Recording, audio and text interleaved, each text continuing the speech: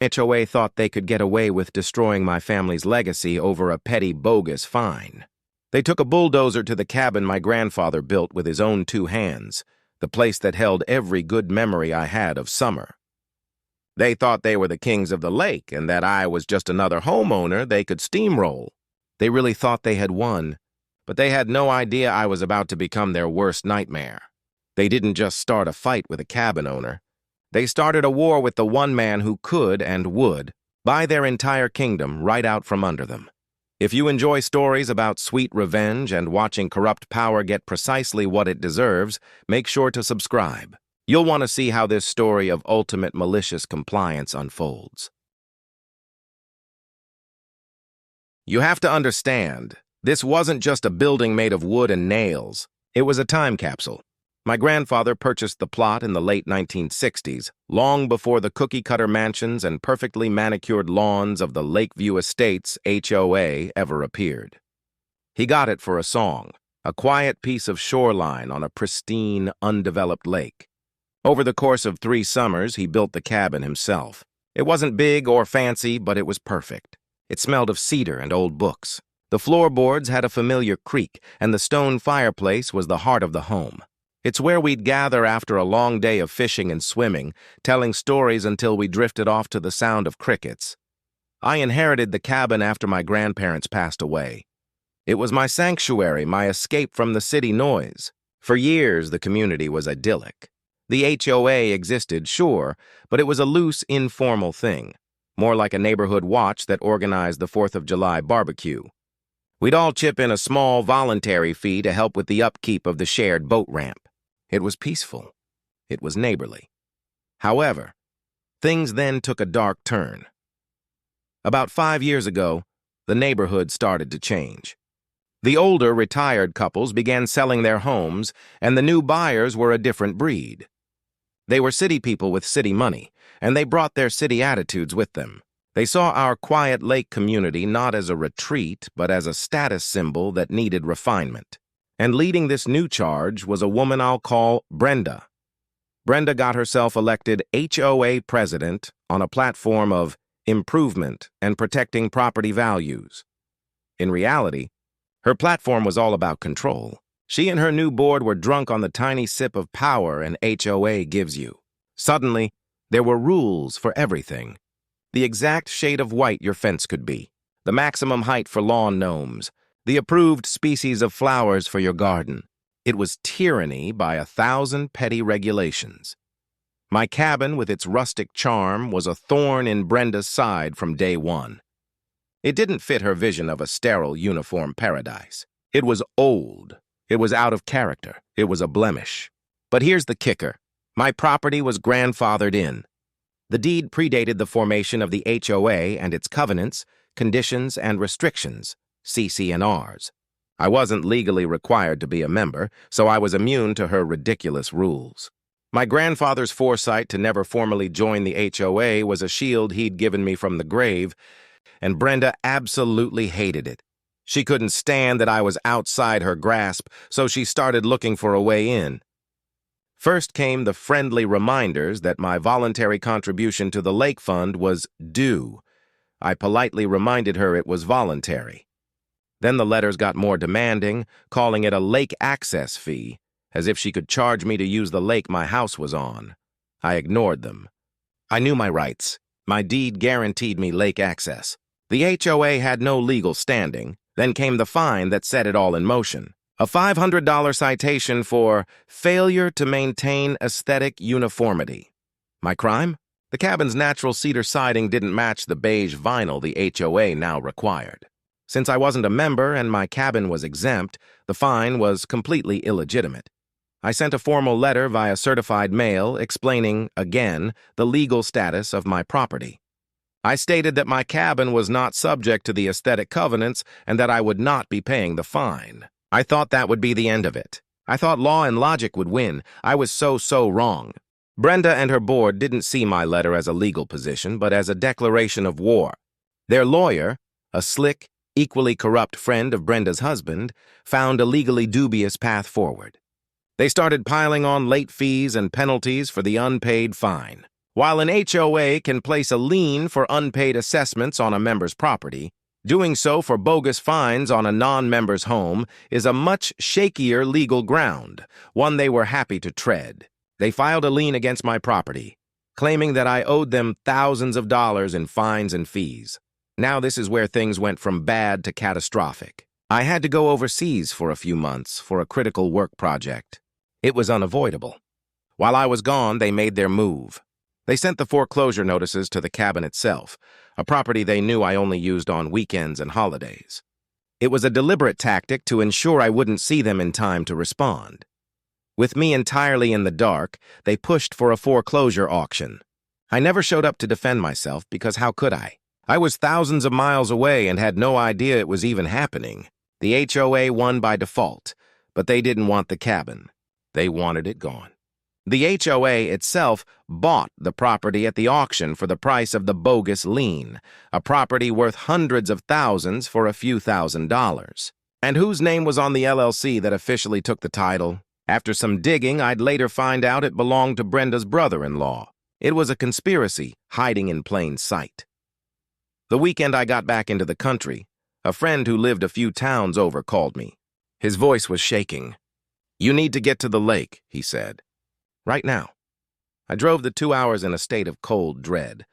When I turned onto the dirt road to my property, I saw it. Or rather, I didn't. Where my grandfather's cabin had stood for 50 years, there was just a pile of splintered wood and broken stone. A single bulldozer was parked on the flattened dirt. They had leveled it. They had wiped my family's history off the face of the earth. I just stood there, my car door hanging open. The smell of cedar was gone, replaced by the scent of upturned earth. The fireplace my grandfather built stone by stone was a heap of rubble. I walked through the debris and picked up a piece of a blue and white plate from my grandmother's kitchen. It was all that was left. The police were called, but Brenda was ready.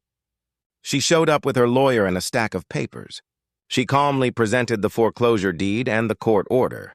She explained that the new owner had deemed the structure unsafe and had it demolished. From a paperwork perspective, it looked legitimate. The officers told me it was a civil matter. My family's legacy was criminally destroyed through a malicious, predatory legal process, and I was told to take it to court. Brenda stood there watching me with a small, triumphant smile. She thought she'd won. She'd erased the eyesore and shown everyone what happens when you defy her. In that moment, standing in the wreckage, I didn't just feel sad. I felt a deep sense of loss. I felt a rage so absolute it was clarifying. A lawsuit for money felt hollow. I didn't want compensation. I wanted retribution.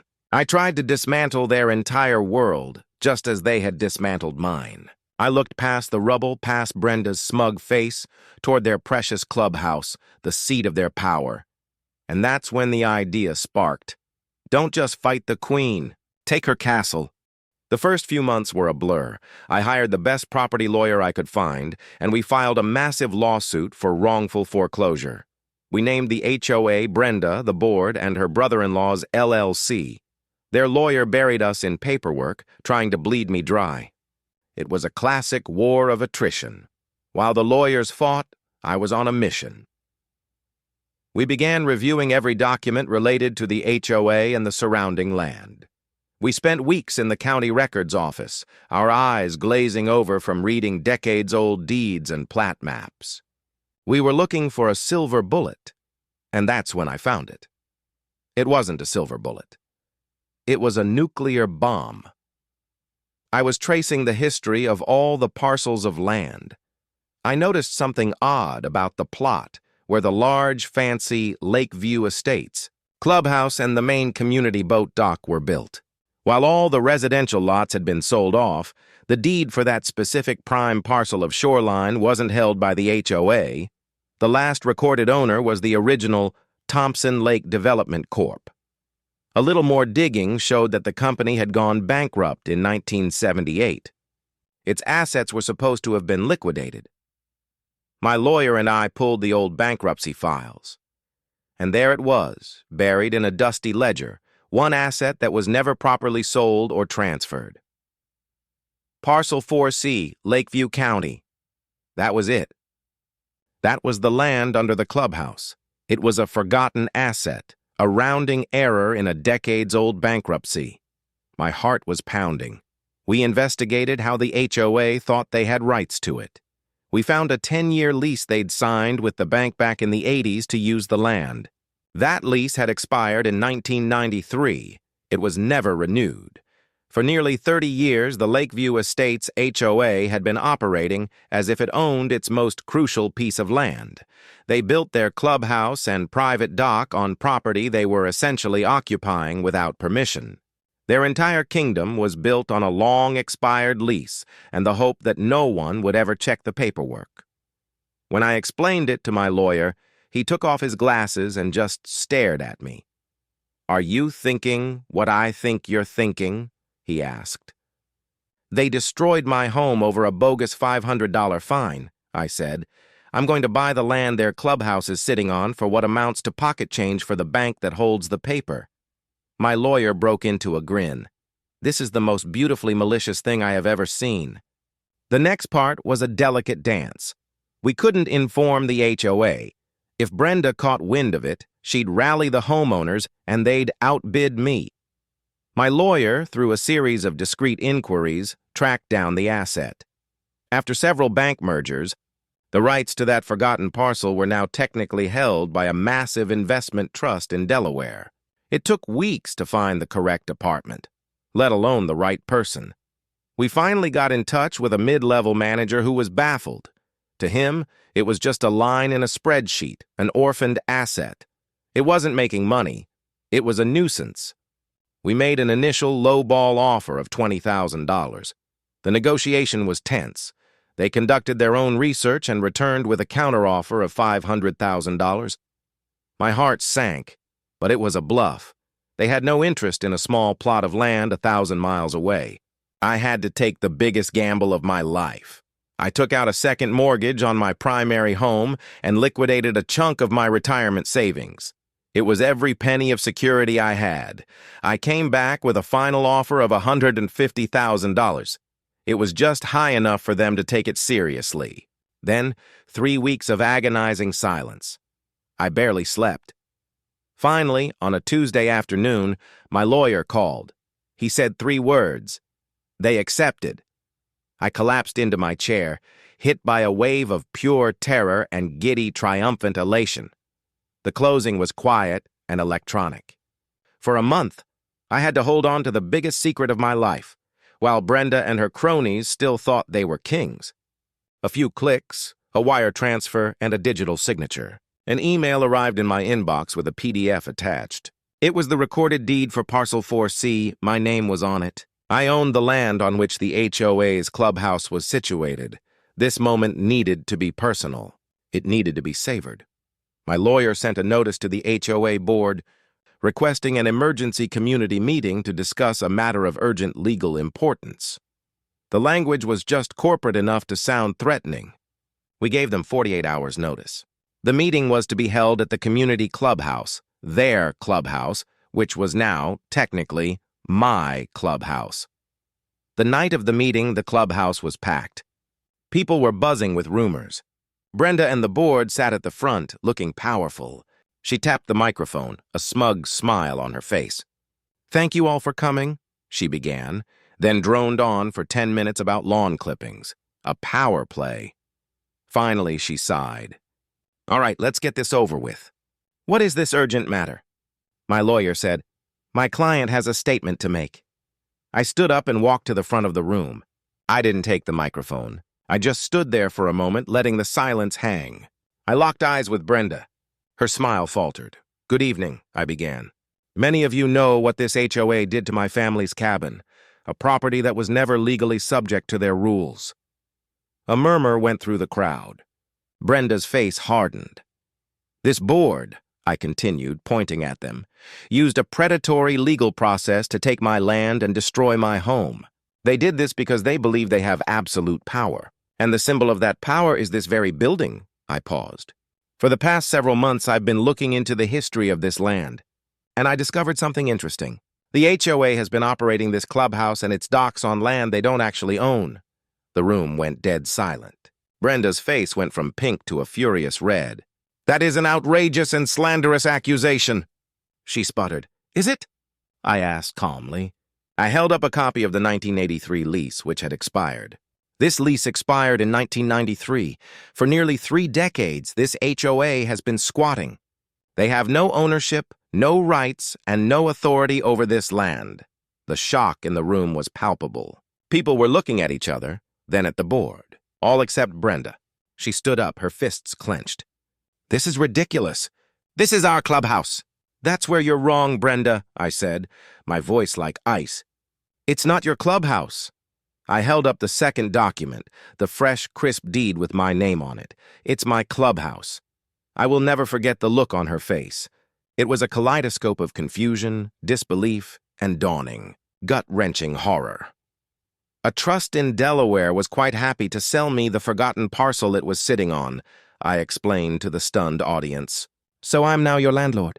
As your new landlord, please be advised that this serves as your official 30-day eviction notice. You have 1 month to remove all structures, including this building and your private docks, from my property." Chaos. Absolute beautiful chaos. Brenda just stood there, her mouth opening and closing like a fish. "You have 30 days, I repeated. "Welcome to the new Lakeview." I turned and walked out of the clubhouse, leaving behind the smoldering ruins of Brenda's kingdom. The cool night air had never felt so sweet.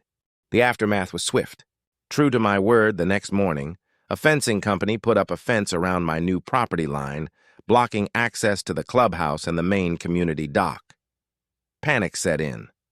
The HOA was now a club with no headquarters and no primary access to the lake. My lawsuit, which they had been stonewalling, suddenly got very real for them. Armed with proof of their 30 years of squatting, my case for the wrongful foreclosure was now ironclad. Discovery in the lawsuit revealed emails between Brenda and the board, which showed a conspiracy to push me out and evidence of financial mismanagement. We settled out of court. The HOA's insurance paid out a massive sum, enough to cover the value of my destroyed cabin, all my legal fees, and significant punitive damages. The settlement bankrupted the HOA. It was forced to dissolve. We also handed the evidence of their fraud over to the State Attorney General's office. An investigation was launched, and 6 months later, Brenda and 2 of her board members were indicted on criminal charges. And what did I do? I rebuilt. On the exact spot where my grandfather's cabin stood, I built a new one with a fireplace made from the original stones. As for the clubhouse land, I didn't want that kind of power. I donated the parcel to a local park conservancy to be managed as a public access point for the entire community, ensuring no one like Brenda could ever hold the lake hostage again. They took my cabin, so I took their castle. I didn't just get revenge. I got justice. I turned their petty tyranny into a righteous triumph, and in doing so, I not only restored my family's legacy, but also made it stronger and more permanent than ever before. This was my story. But I know there are thousands more out there. HOAs can be a force for good, but when people run them on a power trip, they become nightmares. Share your own HOA nightmare stories in the comments below. I read every one of them. And if you enjoyed seeing justice served, hit the like button so more people can find this video and know that you can fight back and win. Thanks for watching.